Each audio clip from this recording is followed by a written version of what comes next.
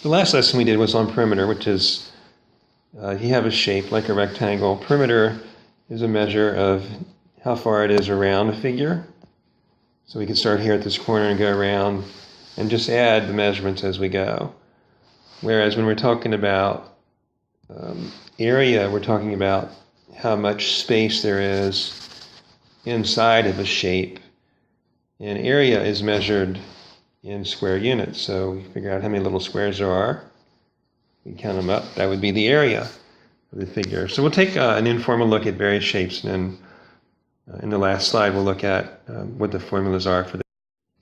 So we're going to talk about squares and rectangles, parallelograms, triangles, trapezoids, and circles. So I took a square that was 3 by 3, and then this is going to represent my square unit. It's easy to see just by counting that there are 3 rows of 3 or 9 square units in that square. If I did a rectangle that was, say, 3 by 5, yeah, we could count up 1, 2, 3 rows of 5 or 15 square units. And if I had a parallelogram, and I'm drawing very convenient shapes here, you can kind of figure that out.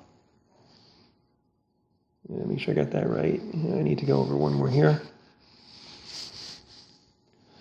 And this parallelogram has a base, and then the measure between the two bases is like base 1 and base 2. The measure between the two bases is referred to as the height. If I would cut this right here and take this piece over and place it right in here, I would end up with a rectangle that would be the same length as the base, which is 1, 2, 3, 4, 5, 6, 7 by 3, which leads to the formula for area of a trapezoid, which I'll get to in the next slide. That's a parallelogram. And then triangles, they're a little harder to figure out.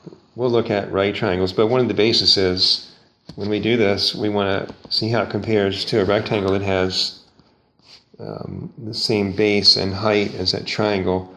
And this would actually turn out to be 5 square units. And you can kind of count them, but it's a little difficult. And then we're going to do trapezoids. And the definition of a trapezoid is it's a quadrilateral that has only one pair of parallel sides. And so it's a little trickier to find the area of a trapezoid, but we'll look at the formula in the next slide. Then, of course, area of circles, which we covered a couple lessons ago.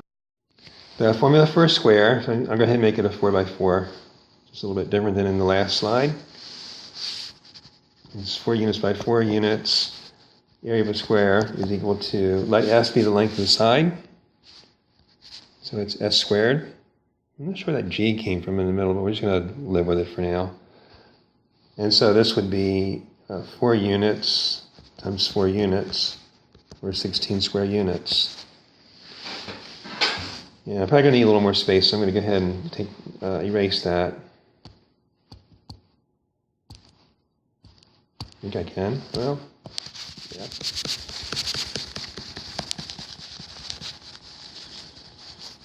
Then we'll look at rectangles next.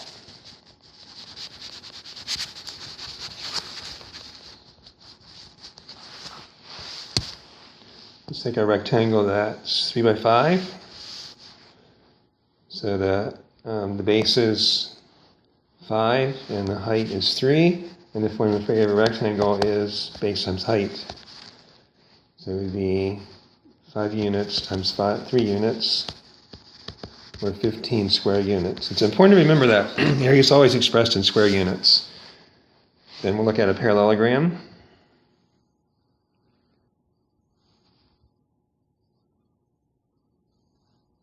And the base is 1, 2, 3, 4, 5, 6 units, and the height is 2.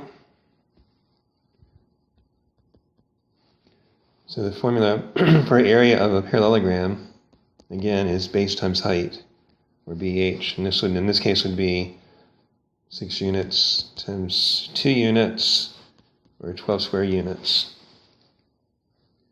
Then the triangle, formula for a triangle, I'm going to use right triangles, but in class I'll show you how this works with triangles that are not right triangles. We call this the base and call this the height. And if we would just make a rectangle out of that, the area of this rectangle would be base times height, or 2 times 3, 6 square units. But we only want half of that. And I use a little bit of a modification of the formula that you may often see for triangles. I like to use base times height divided by 2 because it's very logical. Sometimes you'll see it's 1/2 base times height. And actually dividing by 2 is the same as multiplying by half. So it's the same formula, just appears a little bit different. And then trapezoid, I'll make one base 4 and the other one 7. 1, 2, 3, 4, 5, 6. Yeah, 7. Now there's only one pair of parallel sides in a trapezoid, and they're called B1 and B2. And if you would rearrange this, there's a way you can make a rectangle out of it. And the length of the rectangle's bases would actually be the average of these two lengths, the average of this length here and this one. So it leads to the formula that you're going to take B1 plus B2 and divide it by 2.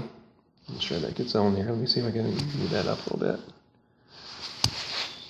But then you also have to multiply it by this height.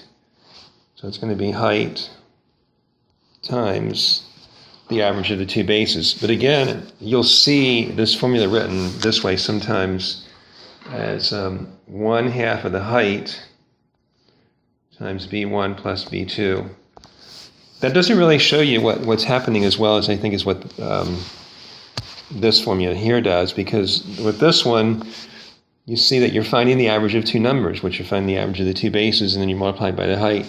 So it actually becomes very similar to the formula for rectangle parallelograms, where you're doing something with bases times height. And you can actually use that same formula for a square, base times height, if you think of a side just being, one side's being a base and another equal side or congruent side being another base or height by it being a height. So that base times height is really the idea that all of these formulas were derived from, with the exception of the circle that we covered in section 8.7, I think. But I'll just write that formula down just so you remember. The area of a circle is pi r squared. So we did lots of quadrilaterals today, as well as reviewing the area formula for circles.